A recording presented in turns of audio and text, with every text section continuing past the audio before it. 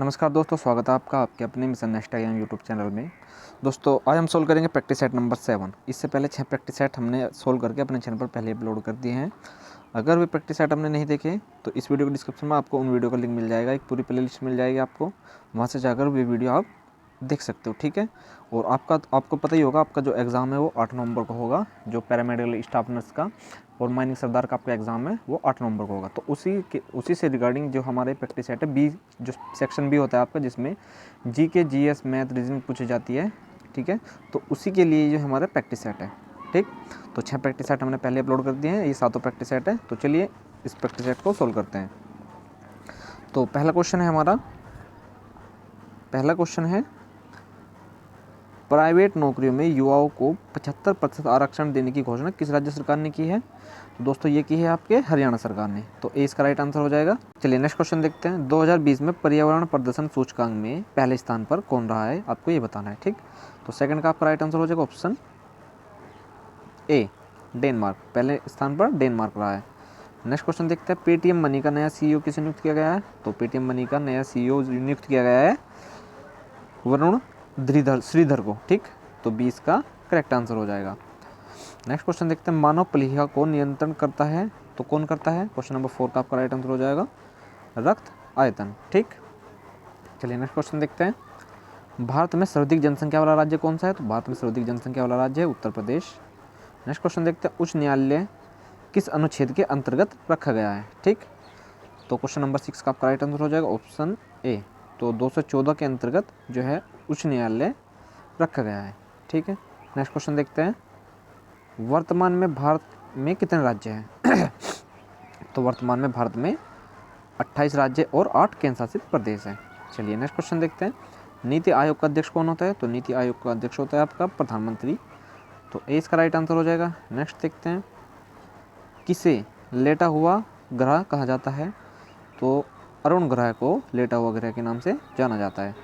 Next question देखते हैं। स्ट्रम्बोली ज्वालामुखी किस देश में स्थित है? तो स्ट्रम्बोली ज्वालामुखी है इटली देश में, ठीक। तो ए इसका करेक्ट आंसर हो जाएगा। नेक्स्ट क्वेश्चन देखते हैं। एलिफेंटा टावर कहाँ पर स्थित है? तो एलिफेंटा टावर स्थित है आपका पेरिस, फ्रांस में। नेक्स्ट क्वेश्चन देखते हैं। सिंधु नदी अपना मुहाना कहाँ बनाती है? तो सिंधु नदी अपना मुहाना यानी कहाँ पर जाकर गिरती है वो? तो सिंधु नदी गिरती है आपका अरब सागर में, ठीक।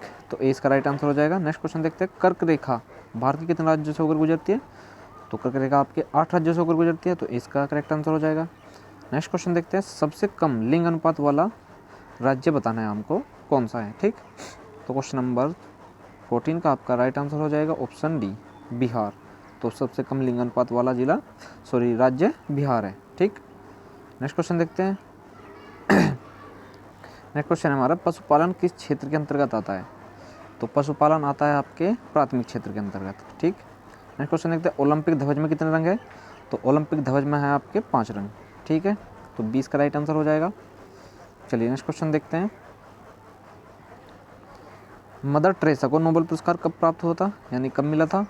तो मदर टेरेसा को मिला था नोबेल पुरस्कार 1979 में, ठीक है। तो 20 का करेक्ट आंसर हो जाएगा। नेक्स्ट क्वेश्चन देखते हैं दोस्तों। उपनिषदों की कुल संख्या कितनी है? तो उपनिषदों की कुल संख्या है 108। तो इसका भी ए राइट आंसर हो जाएगा। नेक्स्ट क्वेश्चन देखते हैं। निम्न में से कौन सा अंग्रेजी शब्द सही नहीं लिखा गया है, ठीक है। तो 3 इसमें सही लिखे गए हैं और 1 इसमें गलत है, ठीक। तो इसमें आपका है वेदर, ठीक। तो सी इसका राइट आंसर हो जाएगा। बाकी जब ये कम, सेल और काल ये सभी सही लिखे हुए हैं और ये वेदर जो है वो गलत लिखा हुआ है। नेक्स्ट देखते हैं। हिंदी वर्णमाला में स्वरों की कुल संख्या कितनी है? तो हिंदी वर्णमाला में स्वरों की कुल संख्या है 13। तो सी इसका करेक्ट आंसर हो जाएगा, ठीक। चलिए नेक्स्ट क्वेश्चन देखते हैं। वाच्य कितने होते हैं? तो वाच्य कितने होते हैं? तो वाच्य होते हैं आपके 3 प्रकार, ठीक। नेक्स्ट क्वेश्चन देखते हैं। नेक्स्ट क्वेश्चन हमारा मैथ से है, ठीक है। तो चलिए इस क्वेश्चन को करते हैं सोल्व। 9 आदमी एक काम को 16 दिन में पूरा कर सकते हैं, ठीक। तो कितने आदमी उस काम को 24 दिन में पूरा कर देंगे, ठीक है। तो मैंने आपको काफ़ी जो हमने प्रैक्टिस सेट किया है, ये क्वेश्चन उसमें भी आ चुका है इस टाइप का। तो इसका सूत्र क्या है मैंने आपको बता रखा है। तो work upon man into time, ठीक। और बराबर में work upon man into time, ठीक है, इनटू टाइम। तो ये हमारा सूत्र है, ठीक है। तो वर्क देखते हैं और मैन जो हमारा 9 आदमी, ठीक। तो अब देखो 9 आदमी एक काम को, काम कितना है हमारा 1, ठीक। आदमी 9 है तो यानी मैन हमारे कितने हो गए 9, ठीक। इनटू टाइम कितना है 16 दिन का, सही है, 16 दिन का टाइम है बराबर, ठीक। अब यहाँ पे देखना है 16 दिन में पूरा कर सकते हैं तो कितने आदमी उसी काम को, यानी काम कितना है हमारा एक ही है, ठीक है। और 24 दिन में पूरा कर देंगे कितने आदमी, तो मैन बुझा है इसमें, है ना, मैन बुझा है और इसमें टाइम दिया है उन्होंने 24 दिन, ठीक। तो 24 दिन में कितने आदमी इस काम को पूरा कर देंगे, ठीक है। तो चलिए इस क्वेश्चन को देखते हैं। तो पहले इसको काट लेते 4 से, ठीक। 4 चौक 16 और 4 छीक 24, ठीक है। और फिर 2 से काट लिया, 2 दूनी 4 और 2 तिया 6 और 3 तिया 9, ठीक। 3 तिया 9 और 3 दूनी 6। तो कितने दिन, कितने आदमी उस काम को 24 दिन में पूरा कर देंगे, तो 6 आदमी उस कार्य को पूरा कर देंगे, ठीक है। तो 6 बचा ना हमारा, 3 दूनी 6, ठीक है। तो राइट आंसर इसका डी हो जाएगा। क्वेश्चन नंबर 22 का राइट आंसर डी, ठीक। चलिए नेक्स्ट क्वेश्चन देखते हैं। नम्रता और दिव्या की आयु में 4:3 का अनुपात है, ठीक है। और उनकी आयु का योग कितना है 28। और हमारा अगर योग करेंगे हम 4 + 3 करेंगे तो हमारा कितना आएगा 7, उसका कितना आ रहा है 28, ठीक है भाई। देखो और 7 चौक 28, तो 4 गुना बढ़ रहा है ना, तो जो इनका अनुपात है उसे भी 4 गुना बढ़ा लेंगे हम। तो 4:3 का अनुपात है ना, इसे 4 गुना बढ़ाएगा, 4 चौक 16 और 4 तिया 12, ठीक। 16:12। अब उसने पूछा 4 वर्ष बाद उनकी आयु में अनुपात होगा। तो 4 वर्ष इसको बढ़ा लो, 16 को 4 बढ़ाएंगे तो हम कितना हो जाएगा हमारा 20, ठीक। अनुपात इसको 4 बढ़ाएंगे तो हमारा कितना आएगा 12 4 16, ठीक है। अगर हम इसका अनुपात निकालेंगे 4 पंजे 20, 4 पंजे 20 और 4 चौक 16, तो कितना का अनुपात आएगा उसमें 5:4 का अनुपात आएगा, ठीक है। 5:4 का अनुपात इसमें आएगा। तो इसका राइट आंसर कौन सा हो जाएगा, ए हो जाएगा इसका राइट आंसर, ठीक। चलिए सिंपल क्वेश्चन था। चलिए नेक्स्ट क्वेश्चन देखते हैं। भेड़ तथा गड्डरियों के एक समूह में 16 पैर हैं जो सिरों की संख्या 10 अधिक है। इसमें भेड़ों की संख्या पूछ रहा है, ठीक है। अब देखो उसने क्या पूछा, उसने कि 16 तो पैर है भेड़ियों के और गड्डरियों के मिलाकर, ठीक। और उसमें सिरों की संख्या से 10 अधिक है। सिरों की संख्या से क्या 10 अधिक है, पैर अधिक है, ठीक है। तो पैर हमारा, तो सिर हमारे कितने हो जाएंगे, सिर देखो सिर हमारे कितने हो गए 6 हो गए, ठीक। और पैर हमारे हो गए 16, ठीक। पैर बराबर 16, ये बात समझ में। चलिए इतना तो हमें पता चल गया, सिर कितना हो गया हमारे 6 और पैर हमारे हो गए 16। अब हम पूछा भेड़ों की संख्या, ठीक। तो मान लो भेड़ों की संख्या पूछा उसने, तो हमने सारे के सारे मान लो भेड़ी मान लिए 6 के 6, ठीक। अगर 6 देखो यहाँ करके दिखा रहा हूँ मैं नीचे, 6 हमने भेड़ मान लिया और एक भेड़ के कितने पैर होते हैं 4, तो 6 चौक 24, ठीक है। 24 आ गए 24, ठीक। तो 24 क्या आ गए हमारे पैर, पर पैर हमारे हैं कितने 16, आई बात समझ में 16। तो हम क्या करना पड़ेगा, हमारे अधिक कितने आ रहे हैं, हमारे अधिक कितने आ रहे हैं 8 अधिक आ रहे हैं, 8 पैर हमारे क्या आ रहे हैं अधिक आ रहे हैं। तो हमें 8 पैर को कम करना है। तो कम देखो कैसे करेंगे, हम यहाँ से जो हमारे 6 भेड़ थे, ठीक, एक भेड़ को हम ले जाएंगे, 4 पैर ले गया और उसके बदले एक गडरे लाएंगे। तो अगर एक गडरे लाएंगे तो 2 पैर कम हो गए, ठीक, क्योंकि एक भेड़ गया वो 4 पैर लेके गया, एक गडरे आया वो 2 पैर लेकर आया, आई बात समझ में। तो हमारे 2 पैर कम होंगे, ठीक है। हमें पैर कम कितने करने हैं 8, ठीक है। तो देखो कितने गुना बनाना पड़ेगा 4 गुना, 2 चौक 8, तो इसे हमें कितने गुना बनाना पड़ेगा 4 गुना, ठीक। तो 4 हमारे कितने हो गए गडरिए, ठीक। 4 हमारे क्या हो गए गडरिए लाने पड़ेंगे हमें इसमें, ठीक है। तभी हमारे जो पैरों का सीक्वेंस है वो बराबर होगा, आई बात समझ में। चलिए तो 4 गडरिए हो गए हमारे और 2 क्या हो गए हमारे, क्योंकि टोटल 6 थे हमारे सिर, तो 4 गडरियों के सिर हो गए और 2 भेड़ों के सिर हो गए। तो इसमें क्या पूछा, तो भेड़ों की संख्या पूछी, तो भेड़ों की संख्या कितनी होगी 2 ही होगी, तो ए इसका राइट आंसर हो जाएगा, ठीक है। चलिए इजी क्वेश्चन था, ऐसे क्वेश्चन आपके एग्जाम में बार बार पूछता है, तो अच्छी तरीके से देख लीजिएगा आप इसको। चलिए नेक्स्ट क्वेश्चन देखते हैं। तेल के भाव में 25% की वृद्धि हो जाने पर एक गृहिणी को तेल की खपत में कितने प्रतिशत की कमी करनी चाहिए कि इसके मद में खर्च न बढ़े, ठीक है। देखो भाव मान लिया हमने, भाव मान लिया हमारा 100 रुपये किलो था, ठीक। उसमें 25% की वृद्धि की, तो अब हमारा कितना हो गया 125 रुपये का, आई बात समझ। हम इसको छोटा भी कर सकते हैं 25 से काट के, 25 चौका 100 और 25 पंजे 125, यानी पहले 4 रुपये किलो का भाव था, अब कितने का रुपये किलो भाव हो गया 5 रुपये किलो। अब देखो और खपत, अब जब हमें करनी है खपत, देखो हमें क्या करना पड़ेगा, खपत को हमें ऐसा लिखना पड़ेगा, ये तो हमारा भाव हो गया, ये हमारा खपत हो गया, ठीक। और यहाँ हो गया हमारा खर्च, ठीक, इधर हो गया हमारा खर्च, भाव, खपत और खर्च। ठीक, अब हमें इसमें ऐसा करना पड़ेगा कि 5 की दोगुना इधर करनी पड़ेगी और 4 हमें नीचे लेना पड़ेगा। ठीक, यानी 5 इधर और 4 इधर। समझ गए बात को।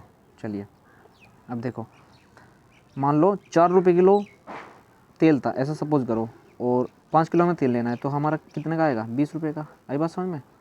ठीक, अब उसमें उसके भाव में कितने की वृद्धि होगी? 1 रुपये की वृद्धि होगी। ठीक, तो हमें उसमें कितना कम करना पड़ेगा जिससे उसके खर्च ना बढ़े? 5 चौक 20। ठीक, तो हमें 5 से कितने की खपत करनी पड़ी? 1 की खपत करनी पड़ी, यानी कि पहले 5 किलो ला रहा था, अब उसको कितने किलो लाना पड़ेगा? 4 किलो लाना पड़ेगा। आई बात समझ में। तो 5 से हमने 1 कम किया, प्रतिशत के लिए 100 लगा देंगे। आई बात समझ में। और 5 को अगर हम इसको काटेंगे 100 को, तो कितने बार कटेगा? 20 बार कटेगा। ठीक, तो 20% क्या करनी पड़ेगी हमें से? जो खपत में हमें कमी करनी पड़ेगी। तो इसका राइट आंसर ए हो जाएगा। ठीक, चलिए इजी क्वेश्चन था। नेक्स्ट क्वेश्चन देखते हैं। नेक्स्ट क्वेश्चन हमारा 3 संख्याओं का औसत 46, पहले 2 परिणामों का औसत 25, तो तीसरी परिणाम पूछ रहा है हमारे से। ठीक है देखो 46 तो है, 3 संख्या का औसत है, 46 गुणा 3, तो इनकी टोटल हम संख्या निकालने कितनी होगी? तो 3 चंग 18 का 8 का हासिल लगा 1, 3 चौक 12 1 13, तो टोटल कितनी संख्या थी हमारी? 138 संख्या थी। ठीक, तो तभी तो 3 संख्या का औसत 46 आ रहा था। अब उसने कहा कि पहले 2 परिणामों का संख्या कितना है? पहली 2 परिणामों का औसत कितना है? 25, तो 25 गुणा 2, हम इन 2 का निकाल लेंगे, तो कितना आ गया हमारा? 50। ठीक, तो 2 का निकट गया हमारा, 1 का रह गया। अगर हम 138 में से 50 घटा देंगे, 138 में से हमें 50 घटाना है, तो घटा दो 8, और 13 में से 5 गए, हमारा कितना बचेगा? 8। ठीक, तो हमारी तीसरी संख्या कितनी थी? 88। आई बात समझ में। 88 थी हमारी तीसरी संख्या, क्योंकि 2 संख्याओं का औसत तो जो हमारी संख्या थी वहाँ पर निकट गई थी। ठीक, तो तीसरी संख्या का औसत हमारा कितना है? 88। तो सी इसका राइट आंसर हो जाएगा। चलिए इजी क्वेश्चन था। नेक्स्ट क्वेश्चन देखते हैं।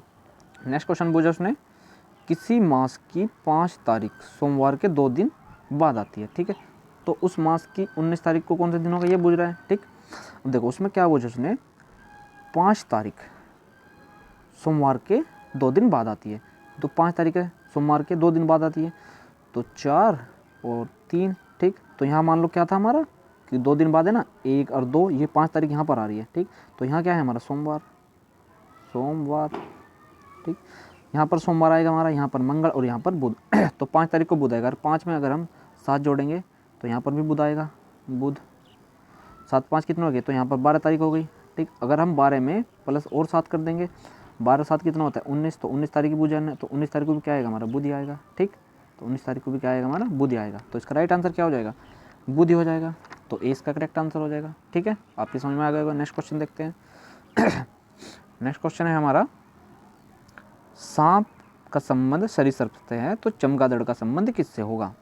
ठीक, तो चमगादड़ का आपका संबंध होगा स्तनपायी से। ठीक, तो सी इसका करेक्ट आंसर हो जाएगा। ठीक है, चलिए नेक्स्ट क्वेश्चन देखते हैं। नेक्स्ट क्वेश्चन में दिया उसने 9 16 समानुपात 25, तो यहाँ अनुपात इसमें क्वेश्चन मार्क की जगह क्या है? देखो इसमें क्या कर रखा है उसने क्या है, देखो 3 तिया 9, यहाँ पर 3 का वर्ग हो रहा है और यहाँ पर 1 बढ़ा के 4 का वर्ग कर रखा है। ठीक, तो 3 का वर्ग प्लस 1 करा 4, फिर उसका 4 का वर्ग कर दिया। ठीक, ऐसे ही हमारे यहाँ है 5। ठीक है, ऐसे क्या है हमारे यहाँ पर 5 का वर्ग है, तो 5 से क्या आएगा हमारा? 6, तो यहाँ पर हमें 6 का वर्ग कर देना है। 6 का वर्ग क्या आएगा हमारा? 36। ठीक है, तो इसका राइट आंसर क्या हो जाएगा? 36 हो जाएगा। तो ऑप्शन ए इसका करेक्ट हो जाएगा। ठीक है दोस्तों, नेक्स्ट क्वेश्चन देखते हैं। नेक्स्ट क्वेश्चन है हमारा रीजनिंग से। इसमें इन्होंने क्या कर रखा है, देखो ए के विपरीत जेड, बी के विपरीत वाई और सी के विपरीत क्या रखा है उन्होंने? एक्स ले रखा है। तो हमें इसके विपरीत बताना है कि यहाँ पर क्या आएगा। आई बात समझ में। तो देखो एक्स के विपरीत क्या है हमारा? सी, वाई के विपरीत क्या आता है हमारा? बी, और जेड के विपरीत क्या आता है हमारा? ए। ठीक, तो जेड के विपरीत क्या आता है हमारा? ए। तो सी बी ए देख लेते हैं कौन सा ऑप्शन सही है, तो डी इसका हमारा ऑप्शन सही हो जाएगा। ठीक, तो सी बी इसका राइट आंसर हो जाएगा। तो ठीक है दोस्तों, आज का जो हमारा प्रैक्टिस सेट है यहीं पर समाप्त होता है। आशा करते हैं वीडियो आपको अच्छी लगी होगी। अगर वीडियो आपको अच्छी लगी आपके काम की, तो वीडियो को लाइक कर दीजिए, चैनल पर नहीं हो तो सब्सक्राइब कर दीजिए, और साथ में साथ बेल आइकन को प्रेस कीजिए ताकि आपको हर एक नई वीडियो की नोटिफिकेशन सही समय पर और जल्द ही मिल सके। ठीक है, तो अभी के लिए बस इतना ही, मिलते हैं नेक्स्ट वीडियो में। तब तक के लिए जय हिंद, वंदे मातरम।